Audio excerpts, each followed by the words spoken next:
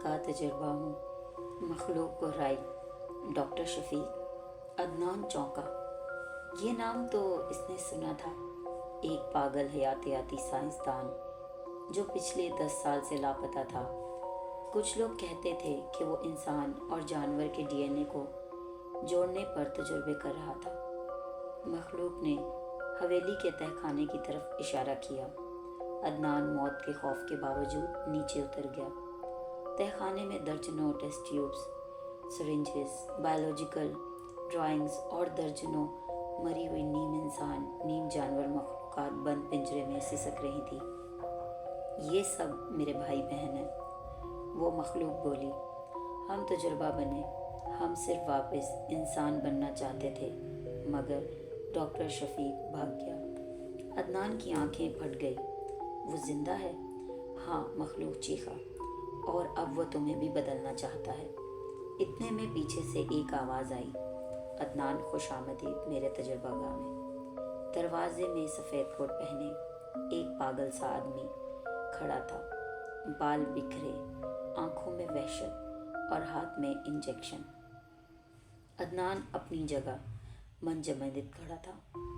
Doctor Shafiq का चेहरा पागलों जैसा मुस्कुरा रहा था, जैसे इसे अपने तजुर्बात पर फख्र हो। इसके हाथ में पकड़ा इंजेक्शन सब्ज रंग का माया लिए चमक रहा था। तुमने यहाँ आने की जुर्रत की, ये तुम्हारा अंजाम खुद चुन लेने जैसा है, डॉक्टर शफीक ने कहा और आहिस्ता आहिस्ता अदनान की तरफ बढ़ा। अदनान ने पीछे हटते हुए आवाज़ लगाई, मैं सहाफ़ी हूँ, दुनिया को सच बताऊँगा। डॉक्टर शफीक हंसा। सच? दुनिया सच से नहीं, सनसनी मोहब्बत करती है, लेकिन तुम सच नहीं देख सकते, तुम सच बन जाओगे। इसी लम्हे वो इंजेक्शन आगे बढ़ाया, मगर अदनान ने एक जंग आलूद आयरन रॉड उठाकर इसके हाथ पर दे मारा। इंजेक्शन नीचे गिरा, माया ज़मीन पर बह गया और जहाँ गिरा वहाँ से ज़मीन सुर्ख हो गई, जैसे खून में केमिकल घुल गया हो। डॉक्टर शफीक दहाड़ा, नहीं, वो फार्मूला सिर्फ एक था। अदनान ने मौका गनीमत जाना, भागने के लिए पीछे मुड़ा, लेकिन वो मखलूक, आधा मेंढक आधा इंसान, उसने रास्ता रोक लिया। अदनान, तुम डॉक्टर की बात ना मानो, वो हमें इस दुनिया के लिए इफरीत बनाना चाहता है, जबकि हम सब वापस इंसान बनना चाहते हैं। अदनान ने कांपती आवाज़ में पूछा, तो क्या तुम मेरी मदद करोगे? मखलूक ने आहिस्ता से सर हिलाया। अगर तुम वादा करो कि मेरे भाई बहनों को आज़ाद करोगे तो मैं तुम्हें बाहर निकाल दूंगा। अदनान ने हामी भरी। तब मखलूक ने अपनी चिपटी ज़ुबान से डॉक्टर शफीक को लपेटा और दीवार से दे मारा। डॉक्टर शफीक ज़मीन पर तड़पता रह गया और मखलूक ने अदनान को पीछे की तरफ एक खुफिया सुरंग में धकेला। अदनान सुरंग से निकलकर जंगल में आया। वो भागा, दौड़ा और आखिरकार सड़क तक पहुंच गया, जहां एक ट्रक वाले ने इसे देखा और लाहौर ले आया। कुछ दिन बाद अदनान ने लाहौर में एक बड़ी न्यूज़ कॉन्फ्रेंस की। इसने वीडियो सबूत, मखलूक के पिंजरे, लेबॉर्ट्री की तस्वीर और ऑडियो रिकॉर्डिंग पेश की। पूरी दुनिया में सनसनी फैल गई। हुकूमत ने तहकीकाती टीम भेजी, मगर जब वो लोग वहाँ पहुँचे तो पूरी हवेली जल चुकी थी। ना मखलूक बची, ना डॉक्टर शफीक, सिर्फ राख, कीचड़ और एक तहरीर दीवार पर लिखी थी, हम तुम्हारी दुनिया के काबिल नहीं, मगर तुम भी हमारे काबिल नहीं। चंद महीने बाद लाहौर के चिड़ियाघर में अजीबो गरीब वाक़यात होने लगे। तालाब में मौजूद मेंढक एक दूसरे को खाने लगे और बाज़ मेंढकों की आंखें इंसानी शक्ल इख्तियार करने लगीं। अदनान को एक रोज़ एक लिफाफा मौसूल हुआ। अंदर एक तस्वीर थी, एक छोटा सा बच्चा जिसकी आंखें मेंढक जैसी थीं और साथ एक नोट।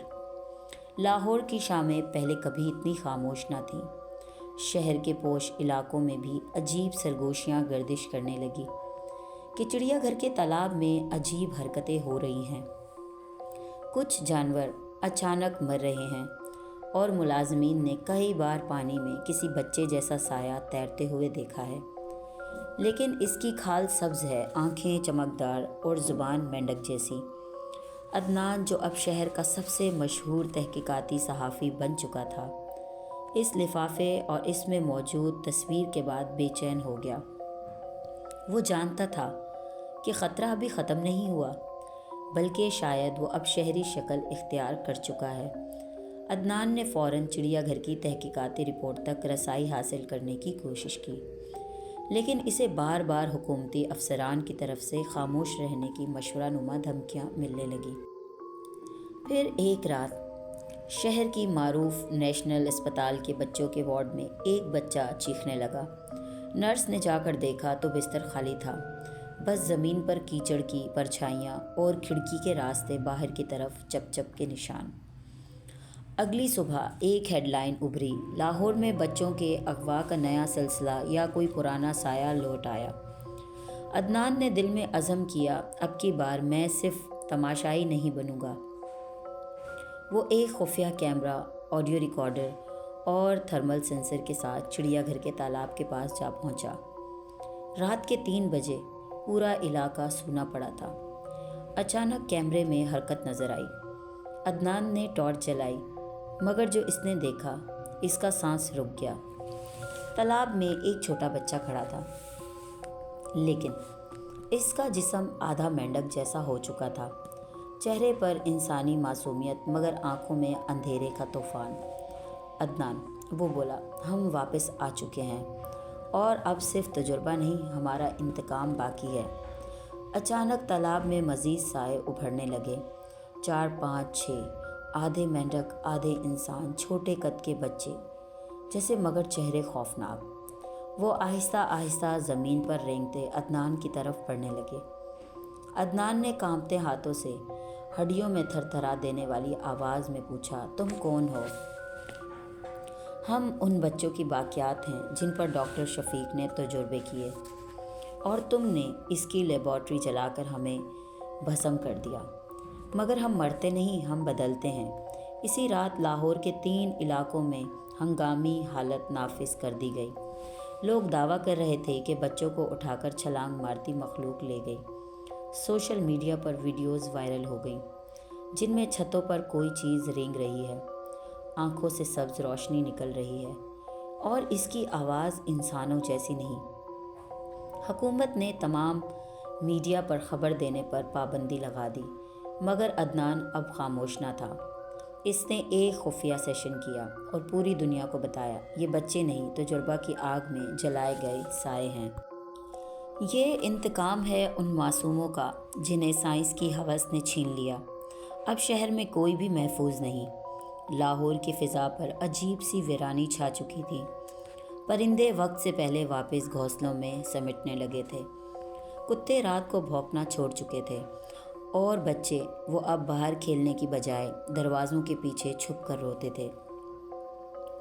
عدنان کے وائرل ہونے والے سیشن کے بعد حکومت نے شہر میں ایمرجنسی نافذ کر دی۔ پولیس، رینجرز اور کچھ پراسرار سفید لباس والے اہلکار سڑکوں پر تعینات ہو چکے تھے، مگر اصل دشمن نظر نہیں آتا تھا، کیونکہ وہ اندھیرے میں، چھتوں پر، نالوں کے اندر اور اسکولوں کی بند لیبارٹری میں چھپا بیٹھا تھا۔ یہ بچے نہیں تھے، بدلے کی مخلوق تھے۔ ماڈل ٹاؤن کے ایک گھر میں ایک 10 سالہ بچی ہمنا رات کو پانی پینے کے لیے اٹھی۔ والدین سوئے ہوئے تھے۔ جیسے ہی اس نے کچن کا دروازہ کھولا، سامنے والی کھڑکی پر 2 سبز چمکتی آنکھیں جھانک رہی تھیں۔ اگلی صبح وہ بچی غائب تھی۔ زمین پر کیچڑ کے چھینٹے اور دیوار پر ایک عجیب سی عبارت، ہم واپس لینے آئے ہیں جو ہم نے چھین لیا ہے۔ عدنان شہر سے باہر ایک خفیہ مقام پر روح پوش تھا۔ وہ جانتا تھا کہ حکومت اور یہ مخلوق دونوں اسے مارنا چاہتے ہیں، لیکن اس نے ایک خطرناک فیصلہ کیا، خود کو مخلوق کے آگے پیش کرنا۔ اگر میں ان کے بچوں جیسا دکھوں، اگر میں خود ان کا حصہ بن جاؤں، تو شاید میں ان کے دل میں جھانک سکوں اور باقی انسانوں کو بچا سکوں۔ عدنان نے پرانی حویلی کے تہخانے سے بچا ہوا ایک انجیکشن چرا کر رکھا تھا، ڈاکٹر شفیق کا آخری فارمولا۔ عدنان نے وہ انجیکشن خود کو لگا لیا، اور چند لمحوں میں اس کی انگلیاں لمبی ہو گئیں، جلد سبز پڑنے لگی، آنکھوں کی پتلیاں پھیل گئیں، دل کی دھڑکن تیز اور پھر آہستہ، جیسے وہ مینڈک کی سانسوں میں بدل گئی ہوں۔ اب وہ خود بھی آدھا مینڈک آدھا انسان بن چکا تھا۔ عدنان اب اپنی نئی شکل میں شہر کے نالوں میں گھس گیا۔ وہاں ایک پرانی زیر زمین دنیا موجود تھی جسے عام لوگ کبھی نہ دیکھ سکے۔ وہاں درجنوں بچے بیٹھے تھے، مگر ان کے چہرے انسانوں جیسے نہیں رہے تھے۔ ان کی آوازیں بدلی ہوئی اور ان کی آنکھوں میں آنسو کی بجائے غصہ تھا۔ ایک بچی جس کا نام سائرہ تھا عدنان کے قریب آئی۔ تم بھی اب ہم جیسے ہو؟ عدنان نے ہاں میں سر ہلایا اور پوچھا، تمہیں کیا چاہیے؟ کیوں لے جا رہے ہو بچوں کو؟ سائرہ کی آواز کپ کپ آئی۔ ہم نے نہیں چھینا انہیں، ہم نے صرف انہیں واپس بلایا ہے۔ یہ وہ بچے ہیں جو ڈاکٹر شفیق کے تجربے میں مارے گئے تھے۔ ان کے خون میں ہمارا DNA ہے، ہم انہیں واپس مکمل بنا رہے ہیں۔ عدنان نے کانپتے ہوئے کہا، مگر باقی دنیا؟ ایک بوڑھا مینڈک انسان آگے بڑھا۔ دنیا نے ہمیں کبھی قبول نہیں کیا، اب ہم اسے قبول نہیں کریں گے۔ اب صرف ایک کام رہ گیا ہے، انسانی نسل کا خاتمہ۔ آخری منظر میں عدنان کی آنکھوں میں ایک آنسو آہستہ آہستہ مینڈک کی زبان سے چاٹ لیا گیا اور وہ دھیرے سے بولا، شاید انسانیت اب خود اپنی دشمن ہے۔ لاہور کے بادلوں نے جیسے ماتم اوڑھ لیا تھا۔ دن میں سورج چھپ چکا تھا اور رات میں چاند بھی خوف کے مارے ظاہر نہ ہوتا تھا۔ شہر کے نیچے ایک اور نئی دنیا سانس لے رہی تھی۔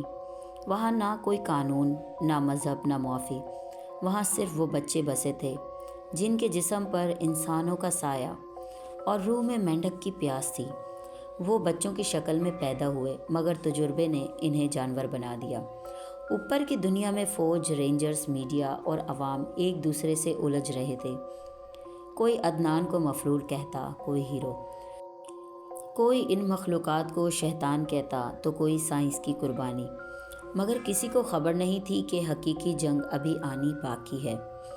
عدنان اب مکمل آدھا مینڈک آدھا انسان رات کے وقت اسٹیشن کے پچھلے گیٹ سے نکلا۔ اس کے پیچھے 1 درجن مخلوق بچے تھے، سب خاموش، سب منتظر۔ ان کے منصوبے واضح تھے، ہم ہر شہر کے زیر و زمین راستے استعمال کریں گے، بچوں کو واپس لیں گے، جو رکا وہ ختم۔ لیکن عدنان کے اندر کچھ انسانیت ابھی بھی باقی تھی۔ وہ جانتا تھا اگر یہ مخلوق زمین پر نکل آئی تو خون کی نہریں بہہ جائیں گی۔ اسی رات اس نے خفیہ طور پر ایک پیغام اپنی پرانی دوست اور ٹی وی اینکر عائشہ فراز کو بھیجا، کل رات 12 بجے گورنر ہاؤس کے نیچے اصل فیصلہ ہوگا۔ بس دعا کرنا کہ میں ابھی بھی انسان ہوں۔ حکومت کو عدنان کا پیغام مل چکا تھا۔ فوجی دستے تعینات کر دیے گئے تھے، زمین میں سینسر لگا دیے گئے، مگر مخلوق نہ بلٹ پروف جیکٹ پہنتی ہے، نہ آرڈر مانتی ہے۔ عدنان تہہ خانے میں کھڑا تھا۔ اس کے ایک ہاتھ میں انسانوں کے خلاف سب ثبوت تھے، ڈاکٹر شفیق کے تجربات، بچوں کی فائلیں، رپورٹس، اور دوسرے ہاتھ میں ایک خود ساختہ بائیولوجیکل بم جو اس کی اپنی بناوٹ پر اثر انداز ہو سکتا تھا۔ اس کے سامنے مخلوق بچے کھڑے تھے، سائرہ، ابدال، تیمور، سب آنکھوں میں چمک لیے بولے، اب بھی وقت ہے عدنان بھائی، بتاؤ تم ہمارے ساتھ ہو یا ان کے؟ عدنان خاموش رہا۔ فوجی چیخ چیخ کر باہر سے کہہ رہے تھے، عدنان تم گرفتار ہو، باہر آ جاؤ۔ عدنان نے ایک گہری سانس لی اور دونوں ہاتھ بلند کر دیے، میں نہ ان کے ساتھ ہوں نہ تمہارے، میں ایک دروازہ ہوں، اگر تم گزرنا چاہتے ہو تو انسان بن کر گزرو۔ سائرہ دھیرے سے بڑبڑائی، اور اگر ہم نہ بنے تو؟ عدنان نے بائیولوجیکل بم زمین پر رکھا اور کہا، تو ہم سب فنا ہو جائیں گے ایک ساتھ۔ اچانک بچے پیچھے ہٹنے لگے، جیسے صدیوں پرانا غصہ کچھ لمحے کے لیے کسی ممتا کے لمس میں ٹھنڈا پڑ گیا ہو۔ سائرہ کی آنکھوں سے آنسو نکل پڑے، ہم بس چاہتے ہیں کہ ہم انسان سمجھے جائیں، تجربہ نہیں۔ عدنان آہستہ سے جھکا، بم کو بند کر دیا اور بچوں کے کندھے پر ہاتھ رکھا، تو آؤ انسان بن کر باہر چلتے ہیں۔ اگلی صبح میڈیا نے اعلان کیا، لاہور میں مخلوقات کا وجود صرف ایک افواہ تھا۔ تمام خبریں جھوٹ ثابت ہوئیں، عدنان کہیں نہیں تھا۔ ڈاکٹر شفیق کی باقیات بھی ملبے تلے دفن ہو چکی تھی۔ بچے وہ ایک خفیہ تحقیقی ادارے میں دوبارہ انسانی زندگی کی بحالی کے لیے تجربے کے لیے بھیج دیے گئے۔ سالوں بعد ایک گاؤں کی مسجد میں ایک بچی نے اپنے دادا سے پوچھا، دادا جان، کیا واقعی کبھی آدھے مینڈک آدھے انسان ہوتے تھے؟ بوڑھا شخص مسکرایا، سر پر ہاتھ رکھا اور بولا، بیٹا، کچھ سچ کبھی کہانی بن جاتے ہیں اور کچھ کہانیاں کبھی سچ۔ لاہور کی فضاؤں میں ایک عجیب سا سکون تھا، نہ چیخیں، نہ کیچڑ میں رینگتی پرچھائیاں، نہ مخلوق کی سبز آنکھیں، نہ انسانی وحشت، بس ایک غیر مرئی خاموشی جو بہت کچھ کہہ رہی تھی۔ عدنان کے لاپتہ ہونے کے بعد دنیا نے اس ہولناک داستان پر مٹی ڈال دی۔ ڈاکٹر شفیق کا نام کتابوں سے حذف کر دیا گیا۔ حویلی کو سرکاری زمین قرار دے کر مسمار کر دیا گیا اور زیر و زمین مخلوقات تحقیقی فائلز کی الماریوں میں بند کر دی گئی۔ عائشہ فراز، جس نے عدنان کا پیغام دنیا تک پہنچایا تھا، اب ٹی وی پر نہیں آتی۔ وہ ایک نادار بچوں کی فلاحی تنظیم چلا رہی ہے۔ اس کے دفتر کی دیوار پر عدنان کی ایک دھندلی سی تصویر لگی ہے، جس کے نیچے الفاظ کندہ ہیں، انسان اور جانور کے بیچ جو لکیر ہے وہ صرف دل میں ہے۔ شہر کے ایک پرسکون پارک میں ایک بچہ، جس کا ایک ہاتھ اب بھی تھوڑا سا لمبا اور چپٹا ہے، ماں کے ساتھ بیٹھا آئس کریم کھا رہا ہے۔ ماں اسے کہانی سناتی ہے، بیٹا، ایک وقت تھا جب دنیا میں تجربے اتنے خطرناک ہوتے تھے کہ انسان خود کو پہچاننا بھول جاتا تھا، مگر پھر ایک شخص آیا جو خود بھی آدھا مخلوق بن گیا، مگر دوسروں کو انسانیت سکھا گیا۔ بچہ پوچھتا ہے، تو وہ ہیرو تھا؟ ماں مسکراتی ہے، نہیں بیٹا، وہ صرف ایک انسان تھا جسے یہ احساس ہو گیا کہ ہیرو بننے کے لیے انسان رہنا کافی ہے۔ پرانی حویلی کی راکھ کے نیچے ایک سبز سی آنکھ اب بھی چمک رہی ہے۔